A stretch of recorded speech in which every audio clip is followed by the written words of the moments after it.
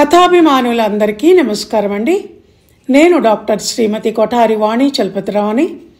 ఈ ఆదివారం రోజు మీకోసం ప్రత్యేకంగా గాంధారి ప్రేమ అనే ఒక ఆలోచనాత్మకమైన ప్రయోజనాత్మకమైన వ్యక్తిత్వ వికాస సంబంధి అయిన కథను వినిపించబోతున్నాను. నేను రచించి నా స్వరంతో వినిపిస్తున్న ఈ కథ పేరు మరోసారి గాంధారి ప్రేమ. ఇంకేమాత్రం ఆలస్యం చేయకుండా వెంటనే కథలోకి ప్రవేశిద్దాం. మా అత్తగారు ఊరి నుంచి వచ్చారు. ఆవిడ కథల్లో సినిమాల్లో చూపించే అత్తగారులా గంపగయ్యాళినో పెత్తనం చెలాయించే మనిషో కాదు. చాలా మంచివారు. కొడుకంటే ఆమెకు చాలా ప్రేమ. మా బావగారన్నా అంతే. ఇక మనవాళ్ళంటే ఎంత ప్రేమనో మాటల్లో చెప్పలేను. నాకు ఒక ఆడపడుచు మాధురి. తను అత్తవారింటి నుంచి వస్తే తనతో గలగలా మాట్లాడుతూ సందడి చేసేవారు. అత్తవారింట్లో ఆడపిల్ల ఎలా మసులుకోవాలో హితవు చెప్పేవారు. ఆవిడ మా బావగారింట్లోనే ఎక్కువగా ఉంటారు. మా స్వగ్రామంలో అప్పుడప్పుడు మా ఇంటికి వస్తుంటారు. ఉన్నన్ని రోజులు అమ్మాయి ఎందు అని నోటి నిండా పిలుస్తూ నన్ను బాగానే చూసుకుంటారు. ఒక్క నిమిషం కూడా ఖాళీగా కూర్చోకుండా ఏదో ఒకటి సవరిస్తూ నాకు వంటలో సహాయం కూడా చేస్తారు. పిల్లలు స్కూల్ నుంచి వచ్చారంటే మాత్రం ఇక వాళ్లతోనే కథలు కబుర్లు. తను వచ్చేటప్పుడు ఊరి నుంచి అవి ఇవి పట్టుకొని రావటమే కాక మా ఇంట్లో సైతం గ్యాస్ పొయ్యి ముందు కూర్చుని పిల్లలు తింటారు పాపం అంటూ జంతికలు లడ్డూలు వంటివి చేస్తుంటారు. పెద్ద గొంతుతో గలగలా మాట్లాడుతూ అందరితోటి ప్రేమగా ఉండే ఆవిడంటే నాకు అదో విధమైన అభిమానం అనే చెప్పాలి. నిజానికి మా పుట్టింట్లో మా అమ్మ దగ్గర కూడా లేని చనువు నాకు ఆమె దగ్గర ఉన్న భావన కలుగుతుంటుంది. మా అమ్మ ఎప్పుడూ కొంచెం సీరియస్ మనిషి అన్నట్టు ఉంటుంది. అస్తమానం మాకేదో హితబోధ చేస్తూ కోపం చేయటమే తప్ప ప్రేమగా మాట్లాడింది లేదు. అమ్మ ఎక్కువగా పుస్తకం చేతిలో పట్టుకొని చదువుతుండటమే మాకు కనిపించేది. అలా కాకుంటే ఏదో రాస్తూ. ఇంటి పని వంట పని కాగానే ఇక అవే పనులు అన్నట్టు ఉండేది. మేము స్కూల్కి వెళ్ళినప్పుడు ఆమెకి ఇంకా తీరిక పుస్తకాలు చదువుకోవటానికి రాసుకోవటానికి. మేము అంటే నేను తమ్ముడు. క్లాసులో పాఠాలు విని ఇంటికి రాగానే మా ఇద్దరికి ఇంట్లో అమ్మ పాఠాలు మొదలయ్యేవి.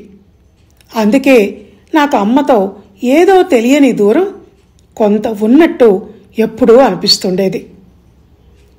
మా అత్తగారితో ఎందుకో ఆ ఫీలింగ్ రాదు. ఆమె కలివిడితనం, మాటకారితనం, చొరవ అందుకు కారణం కాబోలు. మాకు ఇద్దరు మగపిల్లలైతే మా బావగారు వాళ్లకు ఇద్దరు ఆడపిల్లలు, ఒక మగపిల్లాడు. మా ఇంట్లో మా ఇద్దరు పిల్లలు కాక మా తమ్ముడు సురేష్ కొడుకు కూడా 2 ఏళ్ల నుంచి చదువు కోసమని మా దగ్గరే ఉంటున్నాడు.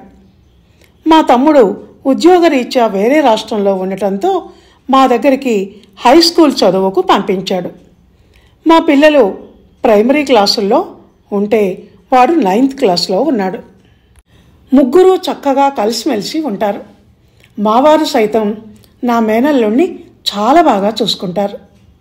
అయితే అంత మంచి మనస్తత్వం గల మావారు మా అత్తగారు వస్తే మాత్రం ఎందుకో ఆమెతో ప్రేమగా ఉండకుండా, చక్కగా మాట్లాడకుండా ముభావంగా ఉండటం, దేనికో భయపడుతున్నట్టు ఉండటం నాకు ఆశ్చర్యాన్ని కలిగిస్తూ ఉంటుంది. ఈవిడ ప్రేమ చూపించబోతే కూడా దాన్ని మనస్ఫూర్తిగా ఆస్వాదిస్తున్నట్టు కనిపించరు.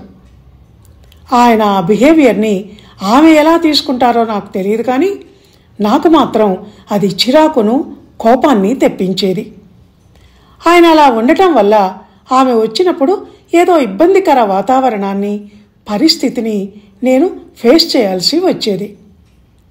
ఒక్కో రోజు ఎందుకలా ఉంటారు అత్తయ్య గారితో, ప్రేమగా మాట్లాడొచ్చు కదా అని అడుగుతాను మా రూమ్లో మేము ఉన్నప్పుడు. సమాధానంగా బాగానే ఉన్నాగా అని ఊరుకుంటారు. ఆయన మనసులో ఏదో ఉందని, అది పైకి నాతో చెప్పటం లేదని అనిపించేది ఆ సమయంలో ఆయన్ని చూస్తే. అందుకే మౌనం వహించేదాన్ని, ఏమీ చెయ్యలేక. ఆ రోజు ఆదివారం. పిల్లల కోసమని మా అత్తయ్య గారు స్పెషల్ వంటలు చేసి, పిల్లలు రండి అన్నానికి అని పిలుస్తున్నారు. అరుణ్ బావ స్నానానికి వెళ్ళాడు బామ్మ, వచ్చాక వస్తాం అన్నాడు మా పెద్దబ్బాయి ఆకాష్. మీరు రండి ముందు, ఈలోగా తను వస్తాళ్లే అంది అత్తయ్య. పిల్లలిద్దరూ లేవబోయారు. అది చూసి మా వారు, ఆకాష్ కూర్చో, అరుణ్ వచ్చాకే ముగ్గురు కలిసి తినండి. మీరెప్పుడు ఏం తిన్నా ముగ్గురు కలిసి ఒక దగ్గర కూర్చునే తినాలి, అది మేనర్స్ అన్నారు. దాంతో ఆగిపోయారు పిల్లలు. నేను మా వారిని ఈ మధ్య సైలెంట్గా అబ్జర్వ్ చేస్తున్నాను. మా అత్తగారు వచ్చినప్పటి నుంచి నా మేనల్లుడు అరుణ్ మీద కొంచెం ఎక్కువ శ్రద్ధ చూపిస్తున్నట్టు అనిపిస్తోంది. ఒక కన్ను వాడి మీద వేసి ఉంచినట్టు, ఇంట్లో ఏం జరుగుతోంది అన్నది గమనిస్తున్నట్టు నాకు అనిపిస్తోంది. ఎందుకలా అన్నది మాత్రం నాకు అర్థం కావటం లేదు. ఇంతలో దసరా పండుగ రావటంతో అత్తయ్య గారు ఇక్కడే ఉన్నారని మా బావగారి కుటుంబాన్ని, మా ఆడపడుచు కుటుంబాన్ని పండుగ అందరం కలిసి సరదాగా చేసుకుందాం, ఇక్కడికే రండి అని ఆహ్వానించాం. మా తోటికోడలు నిర్మల, బావగారు, వాళ్ళ పిల్లలు వచ్చారు. మా ఆడపడుచు మాధురి మాత్రం పిల్లల్ని తీసుకొని తను మాత్రమే వచ్చింది. మా వారికి కుదరలేదు అంటూ. ఇల్లంతా సందడిగా ఉంది. పిల్లల ఆటలు అల్లరితో గోల గోలగా ఉంది. నేను మా తోటికోడలు షాప్కెళ్ళి అందరికీ పండగ కోసమని కొత్త బట్టలు తెచ్చాం. మా ఆడపడుచు కోసం ప్రత్యేకంగా సింపుల్ పట్టుచీర తెచ్చి మా అత్తగారికి చూపిస్తే, ఇంత ధర పెట్టి ఇప్పుడు ఈ చీర ఎందుకు తెచ్చారు? నా దగ్గర వాళ్ళు వీళ్ళు పెట్టినవి కొత్త చీరలు బోలెడున్నాయి, అందులో ఒకటి నచ్చింది తీసుకొని కట్టుకునేదిగా అన్నారు. ఆ మాటలు నాకు ఆశ్చర్యం వేసి మా తోటికోడలు ముఖం వంక చూస్తే, అదంతే అన్నట్టు నాకు సమాధానం ఇచ్చింది ఆమె. నాకన్నా 4 ఏళ్ల ముందు పెద్ద కోడలుగా ఆ ఇంటికి ఆమె కాపురానికి రావటం, మా అత్తగారు ఎప్పుడూ వాళ్ళింట్లోనే ఉండే మనిషి కావటంతో నాకన్నా ఈ ఇంటి సంగతులు, మనుషులు ఆమెకు ఎక్కువ తెలుసు అన్న విషయం నాకు అర్థమైంది. మా అత్తగారు అలా అనటంతో మా ఆడపడుచు ముఖం చిన్నబోయింది. కోపం ఆ హావభావాలలో లీలగా కనిపించింది. ఆ సాయంత్రం ఇప్పుడే వస్తా అని బయటకు వెళ్ళిన మా బావగారు 2 గంటల తర్వాత చీకటి పడ్డాక కొంచెం తల కిందకు వంచి అదో విధమైన నడకతో లోపలికి వచ్చి వాళ్ళ బెడ్రూంలోకి వెళ్ళటం నేను గమనించాను. ఆ తర్వాత మా తోటికోడలు కూడా లోపలికి వెళ్ళటం, ఇద్దరూ సన్నటి గొంతులతో ఏదో వాదించుకోవటం నాకు వినిపించింది.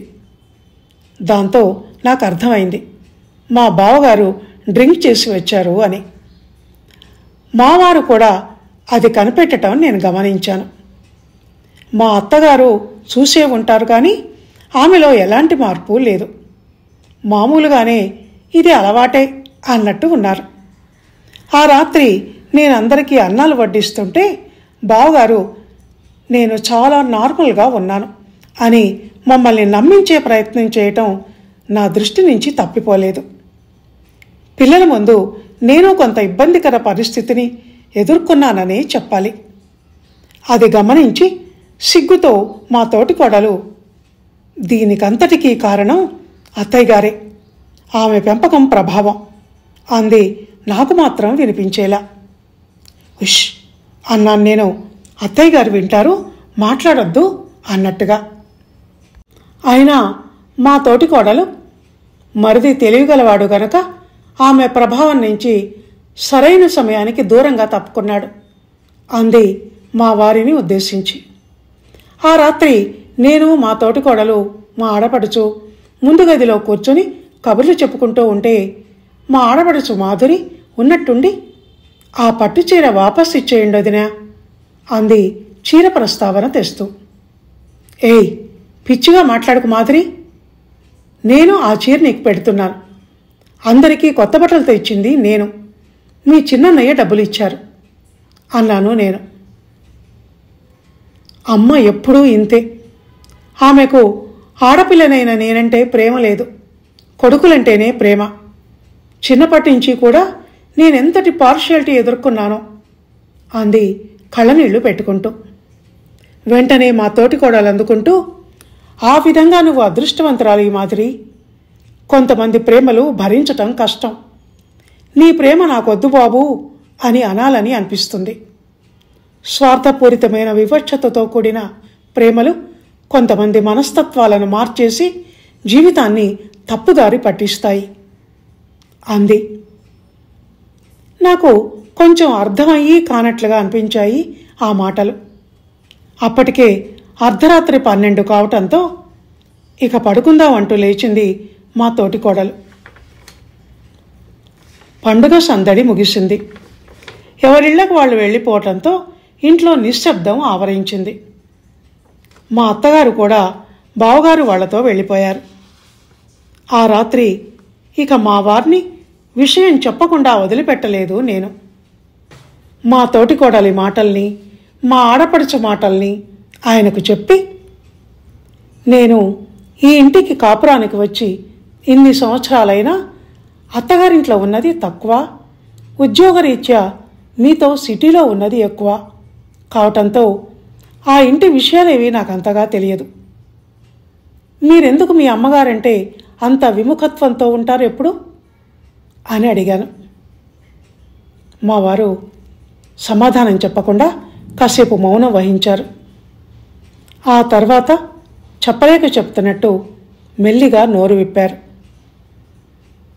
అమ్మైనా ఆవిడ ఒక మనిషే కదా ఇందిరా. ఆవిడకంటూ ఒక మనస్తత్వం ఉంటుంది. మా అమ్మలో నాకు నచ్చింది అదే. నాకు ఆమె మనసు అన్నా, అందులోని మా మీది ప్రేమ అన్నా భయం. ఆ భయం నాకు కొంత ఊహ తెలిసాకే తెలిసింది. అప్పటిదాకా మా అమ్మకు నేనంటే ఎంత ప్రేమ అనే మురిసిపోయేవాణ్ణి నేను కూడా. మా అమ్మ చెల్లెలైన వసుంధర పిన్ని కొడుకు కూతురు తరచూ వాళ్ళ ఊరి నుంచి మా ఇంటికి వస్తుండేవాళ్ళు. వసుంధర పిన్ని వాళ్ళు చాలా బీదవాళ్ళు. తినడానికి తిండికే కరువు అన్నట్టు ఆర్థిక ఇబ్బందులు పడుతూ ఉండేవాళ్ళు. మా అమ్మ పొలం పుట్ర గొడ్డు గోదాతో కాస్త తినా కొడవా అన్నట్టు ఉందని పిన్ని అప్పుడప్పుడు పిల్లల్ని మా ఇంటికి పంపిస్తుండేది. సొంత చెల్లెలే అయినా మా పిన్ని స్థితిగతులు మా అమ్మకు అలుసు అన్నట్టు ఉండేవి. 12 ఏళ్ల మా పిన్ని కూతురుతో సీత ఇలారా అని పిలుస్తూ మా అమ్మ బోలెడు ఇంటి పనులు చేయిస్తూ ఉండేది. లడ్డూలు, మైసూర్పాకు వంటి పిండి వంటలు చేస్తే చెయ్యగానే మొక్కుపడిగా వాళ్లకు 1-2 చేతిలో పెట్టి ఆ తర్వాత నన్ను మా అన్నయ్యను లోపలికి మెల్లిగా పిలిచి వాళ్ళు చూడకుండా రహస్యంగా చేతిలో పెట్టి గప్చిప్గా తినండి అనేది. అప్పుడు నేను చిన్నపిల్లవాడిని కావటంతో మా అమ్మకు మేమంటే ఎంత ప్రేమ అని మాత్రమే ఆలోచించి ఆనందపడిపోయేవాడిని. మా అమ్మకు మగపిల్లలమైన మేమంటే ప్రేమ. ఆడపిల్లైన మా చెల్లి మాధురి మీద ప్రేమ ఉండేది కాదు. నువ్వు ఆడపిల్లవి, వాళ్ళు మగపిల్లలు అంటూ మాటిమాటికి వివక్షత చూపించేది. మా అన్నయ్యకు చెడు స్నేహాల వల్ల ఎలా అలవాటయ్యాయో కానీ కొన్ని దురలవాట్లయ్యాయి. వాడు సిగరెట్ కాల్చటాన్ని మొదటిసారి చూసిన మా అమ్మ, మీ నాన్న చూశాడంటే చావబాత్తాడు, అవతలికి పో, వచ్చే వేళయింది అని ఇంటికి దూరంగా పంపించింది. డ్రింక్ చేసి ఇంటికి వచ్చిన రోజు చప్పుడు కాకుండా తలుపు గడియ తీసి, శబ్దం చేయకుండా లోపలికి రా, వంటింట్లోకి పద, అన్నం పెడతాను అని అంది. ఒకసారి తాగుడు ఎక్కువై వాంతి చేసుకుంటే పరుగున వెళ్ళి తల పట్టుకొని, అయ్యో నాన్న ఏమైందిరా అంది. అప్పటికి అన్నయ్య పెళ్ళి వదిన మా ఇంటికి వచ్చింది. అది చూసిన మా వదిన కోపంతో, తాగొచ్చిన కొడుకుని లాగి చెంప మీద ఒక్కటివ్వక, ఏమైందిరా నాన్న అని జాలి పడిపోతూ ప్రేమ కురిపిస్తున్నారేంటి అత్తయ్య అంది. మీరేం తల్లి అని అర్థం వచ్చేలా. అప్పుడప్పుడే కౌమారం వీడి జీవితం పట్ల ఒక అవగాహనను ఏర్పరచుకుంటున్న నాకు మా వదిన్ని చూసి ఆమె మాటలు వింటున్న తరుణంలో అమ్మ ఎలా ఉండాలి, ఆమె పెంపకం ఎలా ఉండాలి అన్నది అర్థమవుతూ వచ్చింది. అదే సమయంలో అమ్మ ఎందుకు తప్పో అది అర్థమైంది. మా వదిన మా అమ్మ పట్ల విముఖతతో ఉండటంలో ఆమె తప్పేమీ లేదని నాకు అనిపించింది. అంతేకాదు, ఆ సంఘటనతో నాకు తెలియకుండానే నా మనసు అమ్మకు కొంత దూరంగా జరగటం మొదలుపెట్టింది. తెలివైన వదిన ఆలోచన విధానం ముందు మా అమ్మ ప్రేమ తేలిపోతున్నట్టుగా అనిపించి ఆమె నా మీద చూపించే ప్రేమకు, చేసే గారాబానికి దూరంగా పారిపోవటం మొదలుపెట్టాను. మా అమ్మది గుడ్డి ప్రేమ ఇందిరా. తన పిల్లలు, అందులోనూ కొడుకులమైన మేము మాత్రమే తన ప్రపంచం అన్నట్టు ఉండేది. దాని ముందు తన ప్రవర్తన లోపం, అది భవిష్యత్తులో పిల్లల మీద చూపించబోయే చెడు ప్రభావం, నీతి, న్యాయం, ధర్మం ఇవేవి ఆమె కళ్లకు కనిపించేవి కావు. దాంతో తనేం చేస్తోంది అన్న ఒంటి మీద స్పృహ ఒకసారి కాకపోతే మరొకసారైనా మనుషులకు ఎందుకుండదు అని ఆశ్చర్యపోయేవాడిని నేను. అప్పటినుంచి నాకు అమ్మంటే ఒక భయం పట్టుకుంది. ఇక్కడికి వస్తోందంటే మీ మేనల్లుడితో, మా పిన్ని పిల్లలతో ప్రవర్తించినట్టు ప్రవర్తిస్తూ వాడిని పరాయివాడిగా ఎక్కడ చూస్తుందోనని భయం. మనవాళ్ల మీది అతి ప్రేమతో మీ మేనల్లుడు అరుణ్ విషయంలో ఎక్కడ పక్షపాత ధోరణి చూపిస్తుందో అమ్మని నేను అనునిత్యం భయపడుతూ ఉండేవాడిని. ఇందిరా, అమ్మ గురించి ఇలా నీతో నెగటివ్గా చెప్పటం ఇష్టం లేకనే నువ్వు ఎన్నిసార్లు అత్తయ్యతో ఎందుకలా ఉంటారు అని అడిగినా నేను నోరు విప్పలేదు అని మా వారు అంటుంటే అంతకాలంగా ఆయన మనసు పడుతున్న ఆవేదనను అర్థం చేసుకున్న నాకు బోలెడు జాలేసింది. దాంతో ఆయన భుజం మీద చెయ్యేస్తూ, ఇదేనా మీరు నన్ను అర్థం చేసుకుంది? అమ్మైనా ఒక మనిషే, ఆమెలోనూ ప్రవర్తన లోపాలు ఉండొచ్చు. నేను ఒక అమ్మనే, నన్ను నేను చెక్ చేసుకోవాల్సిన అవసరం కూడా ఉంది. రాముని అడవికి పంపించటంలో తల్లి కైకేయి చేసిన తప్పును భరతుడు ప్రశ్నించలేదు. కౌరవులను పెంచటంలో పాండవుల పట్ల గాంధారి చూపించిన వివక్షతను కురువృద్ధులు ప్రశ్నించలేదు. ధర్మం ముందు ఎవరైనా ఒకటే అని నేను అనగానే మా వారు మెచ్చుకోలుగా నా వంక చూశారు. థ్యాంక్ యూ ఇందిరా, అర్థం చేసుకున్నందుకు అని అన్నారు. అలా అని మా వారు తన మనసు భారాన్ని దించుకొని బయటికి వెళ్ళారు. కానీ ఆ అనుభవంతో మరో మలుపు తిరిగిన నా ఆలోచనలు నా మనసు భారాన్ని పెంచటం మొదలుపెట్టాయి. కారణం, ఆ సమయంలో నాకు మా అమ్మ గుర్తుకొచ్చింది. ఆమె జ్ఞాన పిపాస, దానివల్ల ఆమెలో వచ్చిన హూందాతనం, మంచి చెడు చెప్తూ ఎప్పుడూ మమ్మల్ని కోపం చేస్తుంటే ఆ తీరు, అవన్నీ గుర్తుకొచ్చి ఆమె మమ్మల్ని పెంచిన తీరు ఇప్పుడు నా కంటికి స్ఫటికంలా స్పష్టంగా కనిపించటం మొదలుపెట్టింది. అనారోగ్యంతో బాధపడే బిడ్డకు చేదు మందుని మింగించటంలో, సూది మందు ఇప్పించటంలో, అవసరమైతే ఆపరేషన్ కూడా చేయించటంలో అమ్మ వెనకాడదు. బిడ్డ భవిష్యత్తు కోసం వాడికి కలిగే తాత్కాలిక బాధను పంటి కింద బిగబట్టి భరిస్తుంది. అంతేకాని తీయటి మందు అయితేనే తాగిస్తాను అని తెలివి తక్కువగా మాట్లాడదు అని అనుకున్నాను. అమ్మకు మనసులోనే క్షమాపణలు చెప్పుకొని కోటి దండాలు సమర్పిస్తూ. ఇదండి గాంధారి ప్రేమ అనే ఈ కథ. విన్నారు కదా? ఈ కథ కనుక మీకు నచ్చినట్టయితే లైక్ చేయండి, షేర్ చేయండి, కామెంట్ చేయండి. మళ్ళీ వచ్చే ఆదివారం మరో మంచి కథతో కలుసుకుందాం. అందాక సెలవు. ధన్యవాదాలు.